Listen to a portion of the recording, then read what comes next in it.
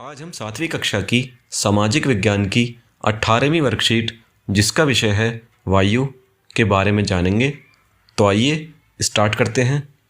तो सबसे पहले वर्कशीट में मौसम व जलवायु के बीच अंतर बताया गया है कि मौसम क्या होता है और जलवायु क्या होती है, इन दोनों में क्या मुख्य अंतर है।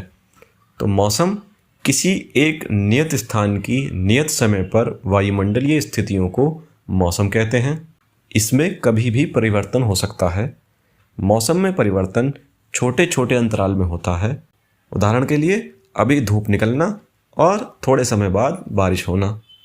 जबकि जलवायु एक नियत स्थान की एक दीर्घकाल की मौसम की औसत स्थिति को जलवायु कहते हैं।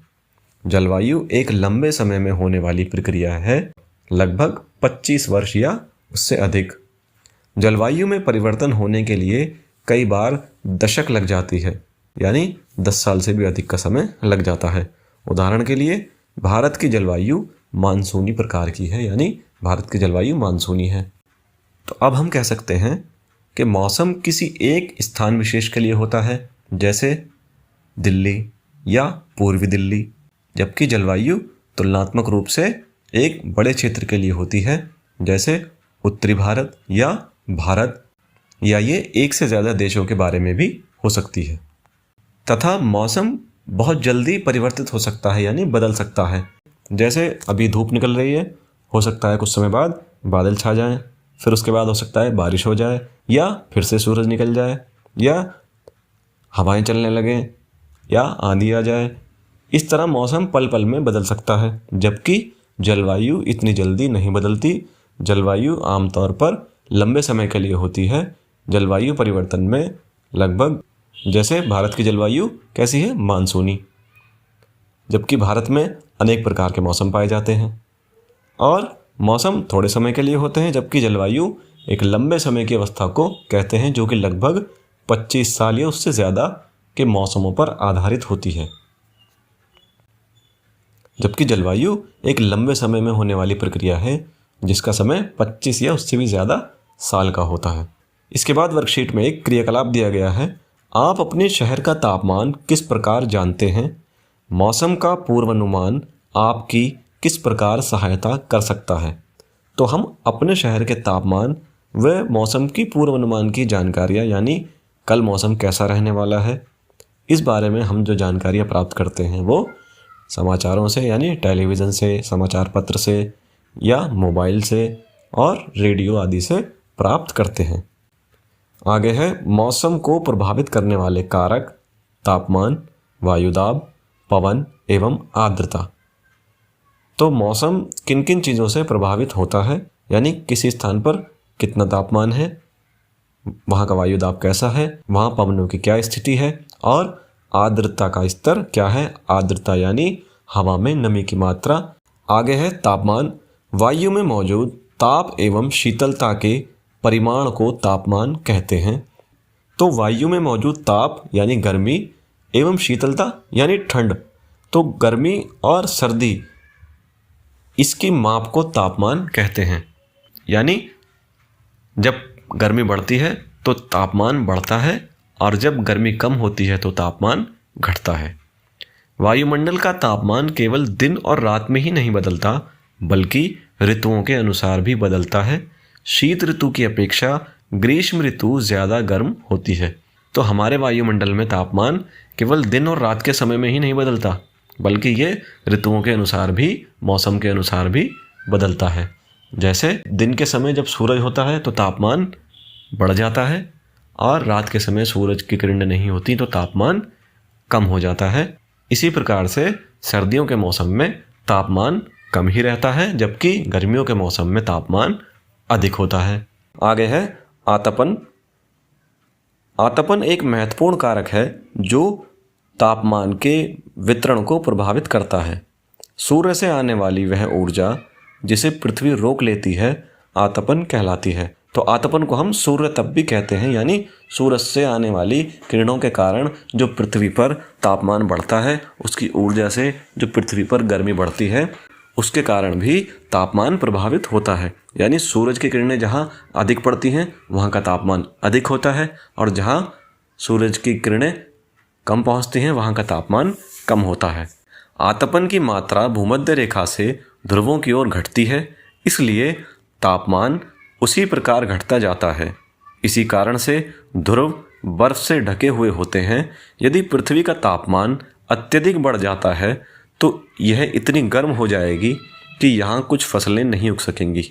बच्चों, जैसा कि हम जानते हैं कि पृथ्वी गोल है और पृथ्वी की भूमध्य रेखा पर यानी इसके बीचों बीच सूरज की किरणें बिल्कुल सीधी पड़ती हैं, जबकि पृथ्वी के ऊपरी छोर और निचले छोर, जिसे हम ध्रुव कहते हैं, यानी उत्तरी ध्रुव और दक्षिण ध्रुव, इन पर सूर्य की किरणें तिरछी पड़ती हैं और कुछ स्थानों तक सूरज की किरणें पहुंच भी नहीं पाती, जिसके कारण यहाँ हमेशा ही बर्फ जमी रहती है।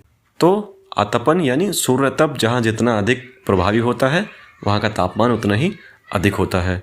और अगर पृथ्वी पर तापमान अधिक हो जाए, बढ़ जाए, तो अनेक सारी फसलें यहाँ नहीं उगेंगी, जिसके कारण जीवन प्रभावित होगा।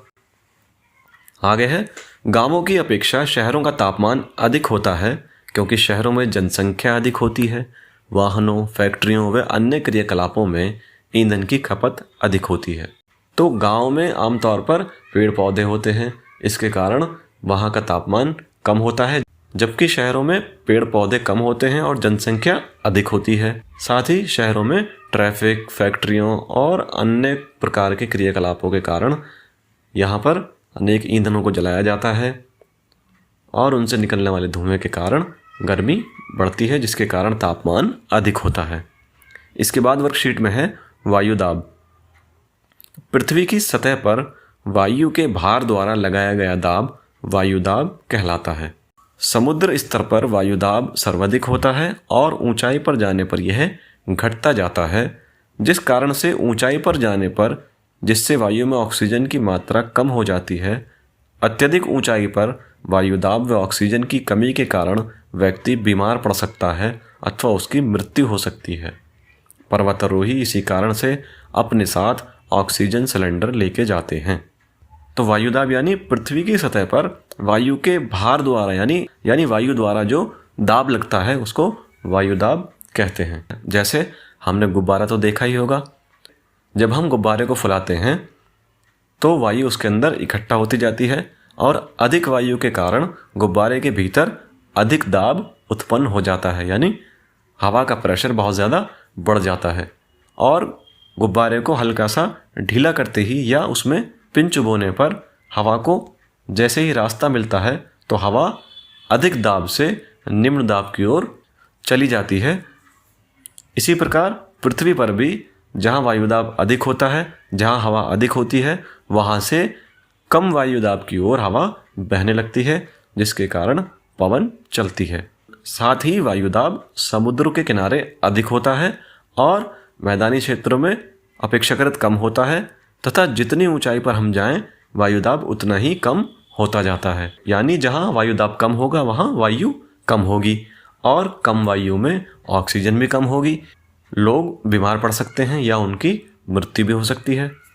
आगे है, वायुदाब का क्षैतिज वितरण किसी स्थान पर उपस्थित वायु के ताप द्वारा प्रभावित होता है। अत्यधिक तापमान वाले क्षेत्रों में वायु गर्म होकर ऊपर उठती है, यह निम्न दाब क्षेत्र बनता है। निम्न दाब बादल युक्त आकाश एवं नम मौसम के साथ जुड़ा होता है। यानी जब किसी स्थान पर तापमान अधिक होता है तो वायु गर्म होकर हल्की हो जाती है और ऊपर उठती है, जिससे नीचे कम वायुदाब का क्षेत्र बन जाता है और आसपास की हवाएं उस क्षेत्र में प्रवेश करने के लिए आ जाती हैं तथा कम तापमान वाले क्षेत्रों की वायु ठंडी होती है। इसके फलस्वरूप यह भारी होती है। भारी वायु निमज्जित होकर उच्च दाब क्षेत्र बनाती है। उच्च दाब के कारण स्पष्ट एवं स्वच्छ आकाश होता है। यानी जहाँ तापमान कम होता है वहाँ वायु ठंडी होती है और ठंडी वायु ऊपर न उठकर नीचे की ओर रहती है, जिसके कारण अधिक वायुदाब क्षेत्र बनते हैं। इसके बाद वर्कशीट में दो यंत्र दिखाए गए हैं। पहला है तापमापी, जिसको हम थर्मोमीटर भी कहते हैं। ये तापमान को मापने के काम आता है और इसमें हम तापमान को डिग्री सेंटीग्रेड में नाप सकते हैं। जैसे वर्तमान में जो तापमान है दिल्ली में वो लगभग 25 डिग्री सेंटीग्रेड है। अगला है वायुदाब मापी। जैसा कि नाम से ही स्पष्ट है कि ये वायुदाब मापता है, इसका काम वायुदाब नापने के लिए होता है। इसके बाद वर्कशीट में एक और क्रियाकलाप दिया गया है। अगले सप्ताह के तापमान को लिखिए और उसमें होने वाले परिवर्तन पर एक नोट लिखिए। यानी कल से एक हफ्ते तक हमें रोज़ाना तापमान को नोट करना है और तापमान में होने वाले परिवर्तन पर एक नोट लिखना है, अपने विचार लिखने हैं। तो आइए अब इसके प्रश्नों की ओर चलते हैं। पहला प्रश्न है, भूमध्य रेखा से ध्रुवों की तरफ जाने पर आतपन की मात्रा क्यों घटती है? क्योंकि भूमध्य रेखा पर सूर्य की किरणें सीधी पड़ती हैं, जबकि ध्रुवों पर सूरज की किरणें तिरछी पड़ती हैं और पूरी तरह पहुंच भी नहीं पाती। दूसरा प्रश्न है, गांवों की अपेक्षा शहरों में तापमान अधिक क्यों होता है? क्योंकि शहरों की जनसंख्या अधिक है और शहरों में चलने वाले वाहनों, फैक्ट्रियों व अन्य क्रियाकलापों से ईंधन की खपत के कारण जो वायु प्रदूषण होता है, उससे तापमान बढ़ता है। तीसरा प्रश्न है, ठंडे क्षेत्रों में वायुदाब किस प्रकार का होता है? तो ठंडे क्षेत्रों में वायुदाब अधिक होता है क्योंकि वायु ठंडी होती है और वह नीचे की ओर ही रहती है।